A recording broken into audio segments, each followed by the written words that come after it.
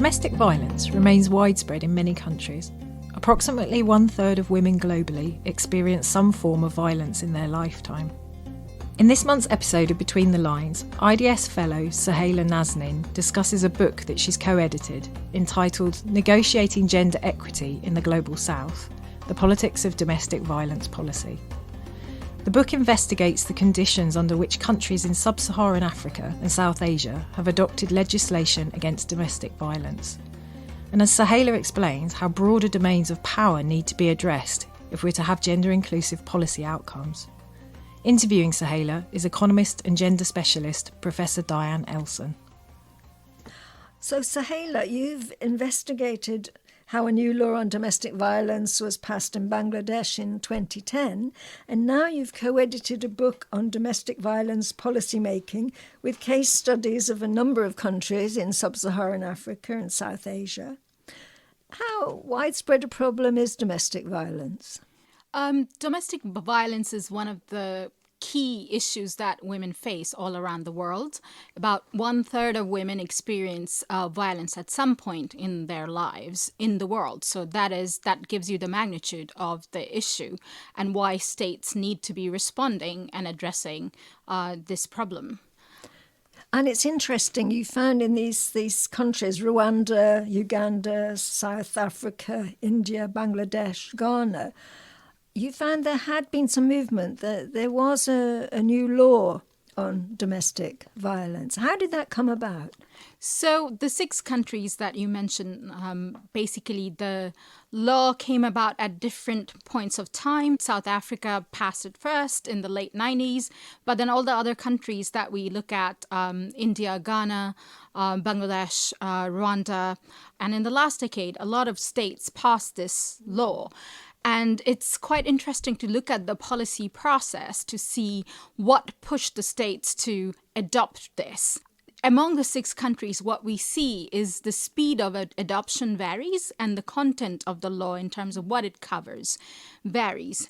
And what got us interested is to look at why that variation exists and what was the role of women's rights groups, what other factors affected their ability to push the agenda. For example, if there were powerful politicians who supported this, how did the ruling elite look at the issue, what motivated their action, what were the donors doing, what was the transnational feminist activists doing, how did they frame the idea, who resisted this sort of adoption, particularly resistance coming from religious groups. And all these factors varied depending on the kind of political system you were in. So all of these are democracies, all these 6 countries. But it is not about whether you're a democracy or whether you're an authoritarian regime. It is about within the political system, how are you placed? What is the nature of contestation and balance of power between the different actors? So, for example, in Uganda and Rwanda, these are dominant party states, as political scientists would call it. But what it means is that one party has a lot of influence in the electoral system and also in how the government is run. So what that means is that you need to have the president and that party on board to get your agenda passed. If you're in a system which what we call competitive clientelist, which in simple words is that there is competition among different groups to get attention of the ruling elites, like Ghana or Bangladesh, then women's rights groups and their issues are one of the issues that the ruling elites would address. So how do you get their attention? And if your issue is something that would be electorally costly or costly in other terms, then would they pick up their issue? So your strategy kind of needs to vary, and you need to sort of play the game differently, and you need to be savvy about that. So this is about looking at those, opening up that black box of policy process and seeing who matters in what context, what strategies do you need to deploy, both in terms of framing your demand, but also in terms of getting which actors on board, diffusing the opposition, and then also understanding what are the different informal relations and networks that exist between these actors, and how are these deployed by the women's rights groups to forward their agenda. So I imagine in all of these countries there were women's organisations who were pressing for a new law on domestic violence. Is that correct? Yes, absolutely, Diane. Women's rights organizations were the ones who have been providing legal aid to the survivors of domestic violence. They started a long time back in each of these countries. And it's that experience of that which led them to realize that the existing law that addresses violence against women don't necessarily cover domestic violence adequately, because domestic violence is not something that you can just address through having a criminal law and punishing the perpetrator, because the situation is quite different. You need to think about other civil measures. You need to think about healthcare for the survivors. You need to think about shelters. You need to think about sort of how do women recover their assets that they had acquired during marriage. So there are different layers and dimensions to it, and you need the different departments to work together. So it's from that experience that women's rights organizations in these countries have been pushing for this, and they have been critical to sort of stick with the agenda year after year till the political opportunity arose to push for it. And who were their allies in this? So the allies varied in terms of their nature and sort of what kind of assistance or how they came on board.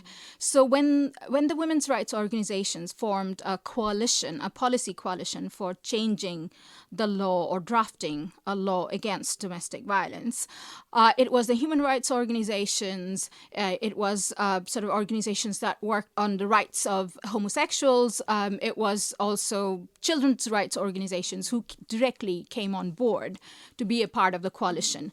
Now, just to emphasize that not in all countries could groups working on gay rights come openly on board, depending on which country it is. But the coalition in most of the countries tried to incorporate them, because when domestic violence happens, it's not just between a husband and a wife. It's not intimate partner violence. It covers many different types of domestic relations.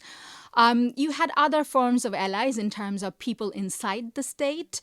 So you had, for example, people working in the women's ministry or people working in law ministry, sort of helping the coalition out in terms of drafting the law. So powerful insiders were very, very important. But you also had sort of allies in the form of donors. I mean, donors didn't play a major role in terms of pushing the agenda, but they had funded small projects and they played a role behind the scenes.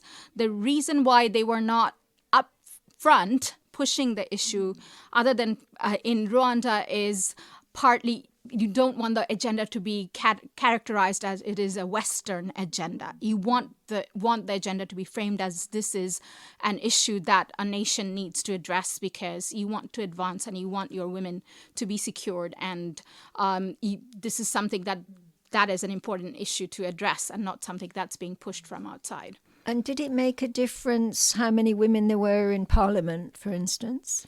So this is where it gets interesting, because among the 6 countries, the representation of women varied. Obviously, in Rwanda, it's very high because of the quotas. In Uganda, you also have quite a high number. In Bangladesh, also because of quotas, you do. In India, it's small. In South Africa, you have a higher representation. In Ghana, it's very, very small.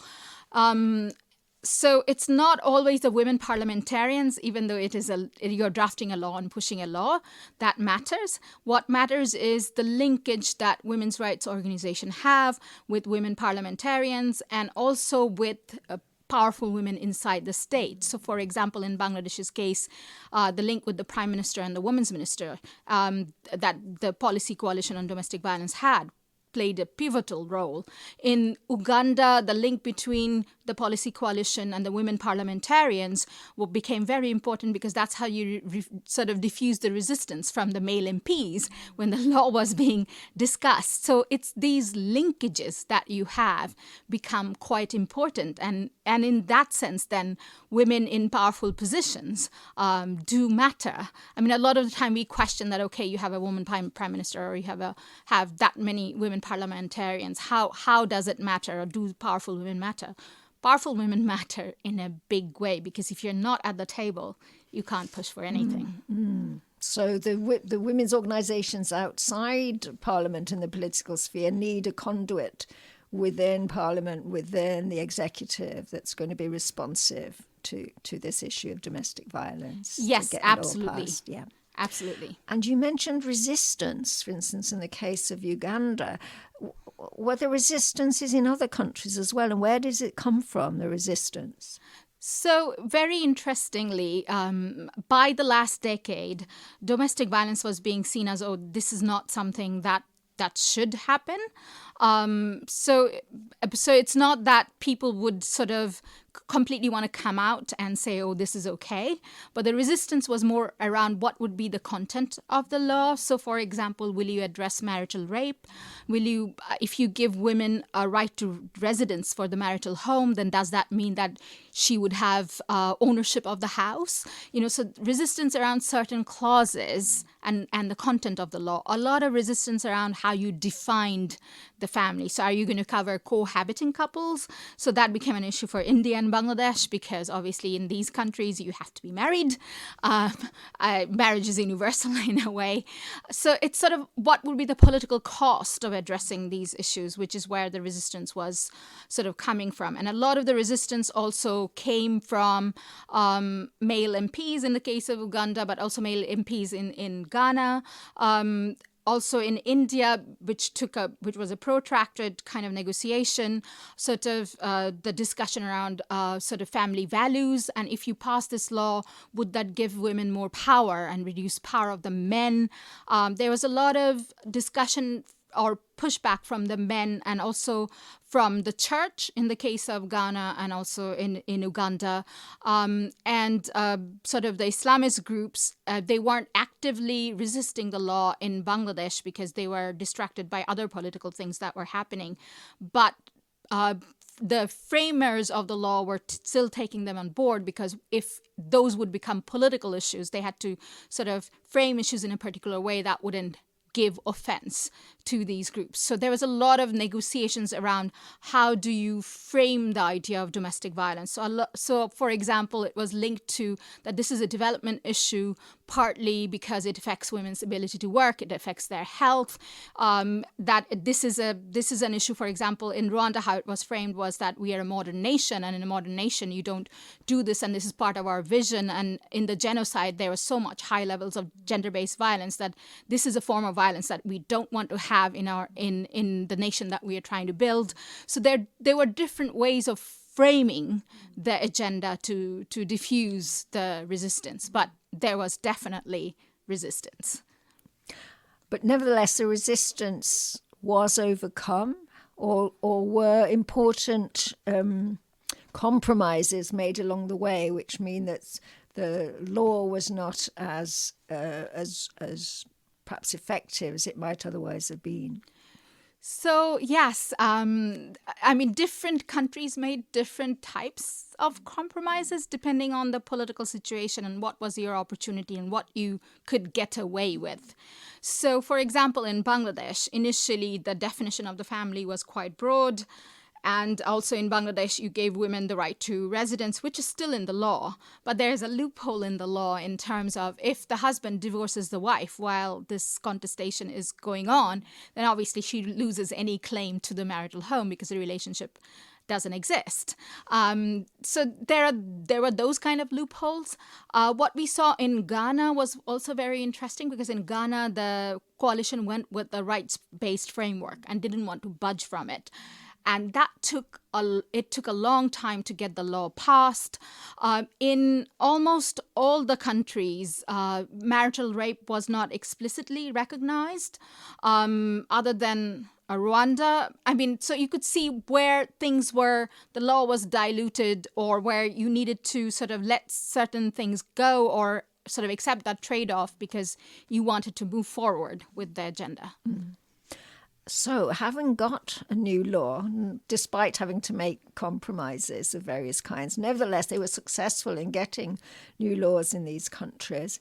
How about implementation? What did you find out about how far the law was being implemented? So our book covers up till 2016 period, so the thing can be a bit different, the situation now. What we found was in terms of setting up one-stop crisis centers and then sort of training judges and police and sort of rolling it out, Rwanda was the most effective, and then with other countries following behind. But we also have to take into account that the law was passed at different times in different countries, so obviously rolling it out will take time. But having said that, nevertheless, if we look at Ghana, Uganda, Bangladesh, also some parts of India, because India varies according to state, that it depends on how many one-stop crisis centers you have, how the percentages of judges and police being trained, awareness about the law, and also the uptake of the law and the use of the law. And in that sense, then if you say, given that it was a victory in terms of getting this law through, given the nature of resistance, given the long struggle that you had to sort of undertake to get the law passed, that implementation picture isn't that rosy. There's much to be wanted, and there are many different reasons for that. So one is, of course, how do you coordinate? Because you have to coordinate different departments. You have to coordinate between the Department of Health, Social Welfare, Criminal Justice System, because domestic violence isn't just a criminal law.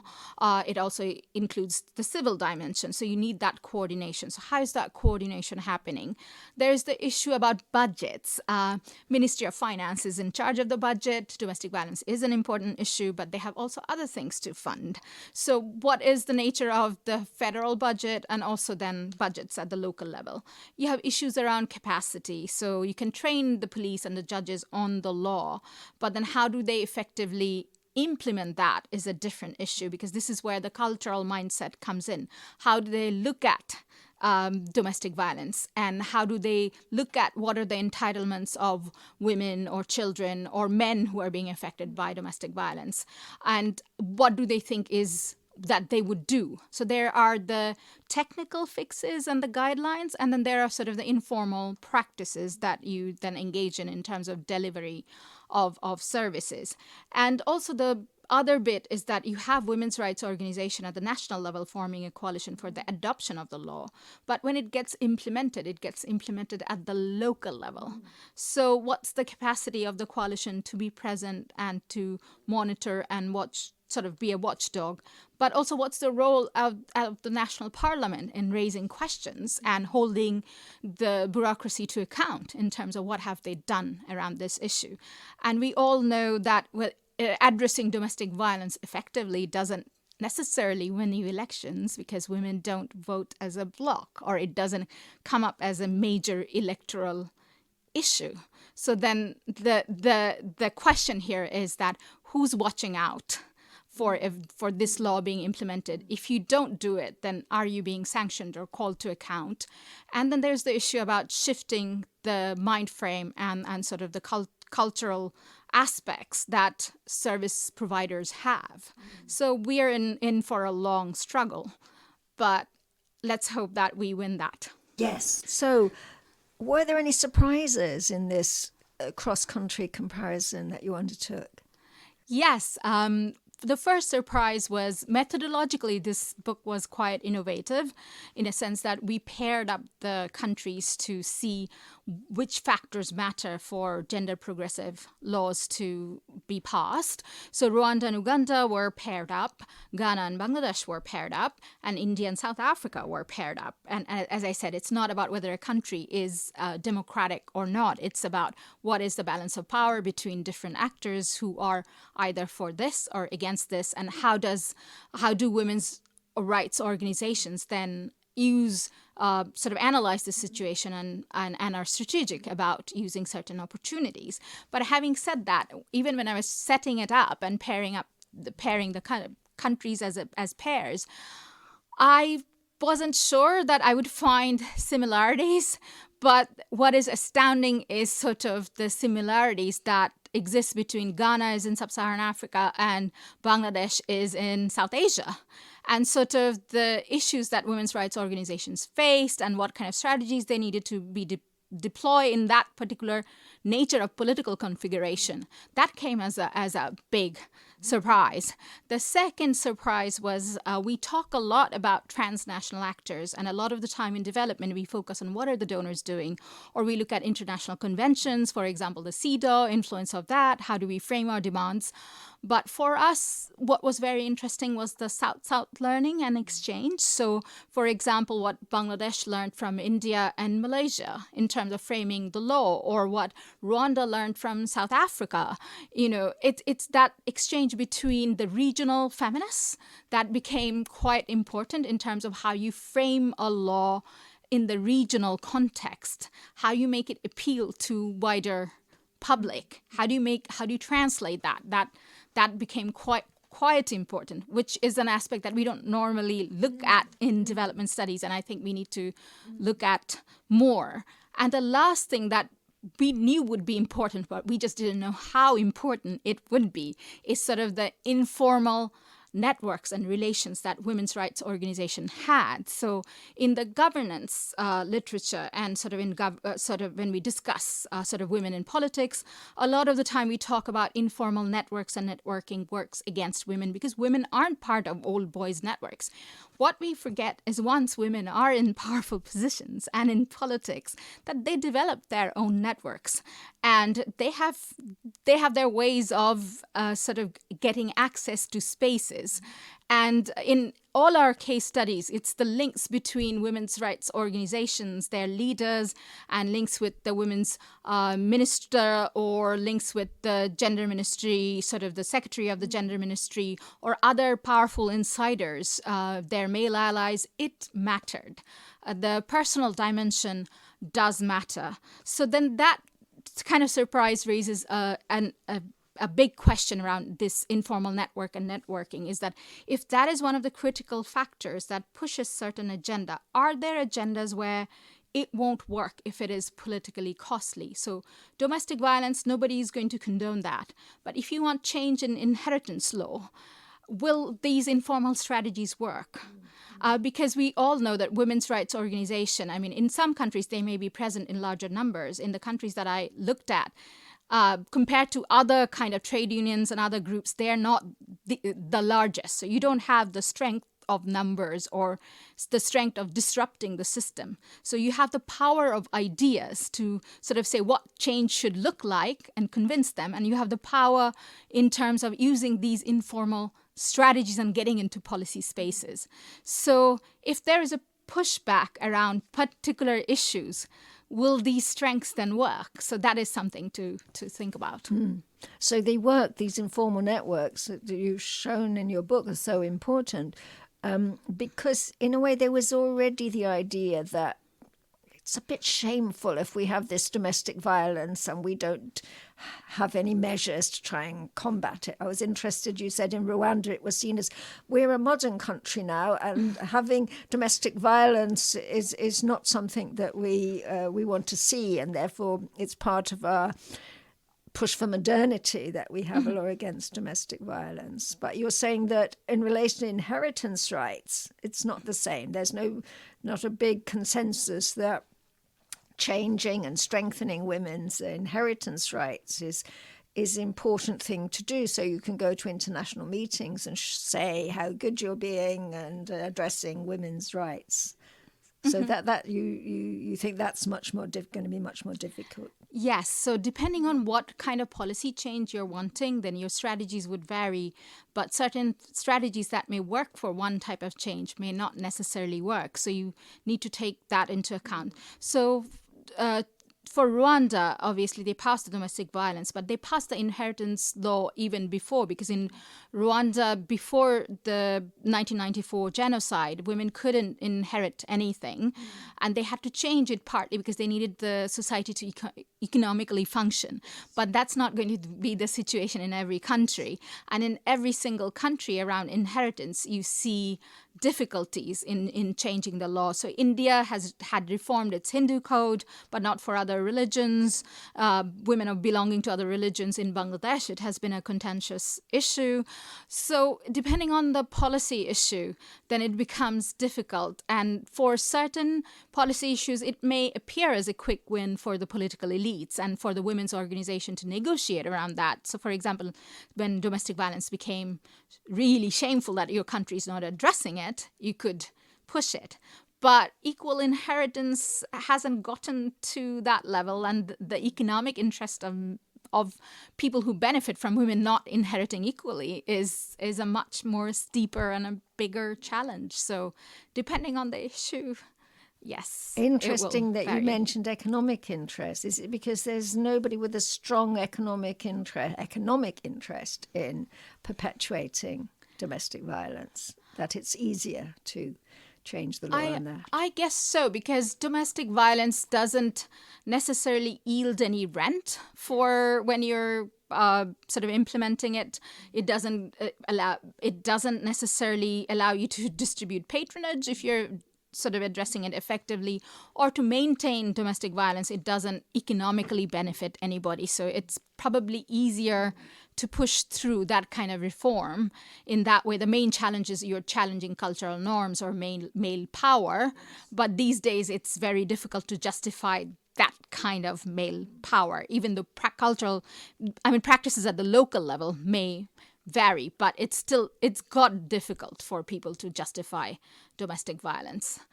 And so does that mean there's a tacit resistance at the local level to the full implementation of the law? There is, and then there's also the dilemma in terms of if women are economically dependent, then do you want to bring a complaint? What do you see? A lot of the time at the local level, women may want some form of mediation and some form of relief, but they wouldn't want the husband thrown in jail because then there goes their economic livelihood. So you don't want that. So unless we provide those alternatives, then it's very difficult for victims of domestic violence to come up and then sort of go the full length if that is their choice. So are you going to be following up on these countries, looking and seeing what kind of impact the domestic violence law has had and how far there have been improvements in implementation? Yes, so we have research undergoing on the second phase, which is actually looking at sort of informal institutions. What it means is informal norms and practices that affect not only how the law is adopted, but also affects implementation. So part of it is looking at if you have sort of the correct procedures and measures in place. Do you have enough capacity of your frontline workers? Do you have services in place? So the infrastructures that you need. But part of it is also then how are people acting and why do they act the way they act? So yes, we are looking at that. And you're hopeful that things will improve in terms of implementation? I work on women's rights. I have to be hopeful. I think that's a good moment on which to end our discussion. Thank you, Diane. Thanks for listening. If you like this, then please subscribe and share. Follow us on Twitter at IDS_UK or visit ids.ac.uk.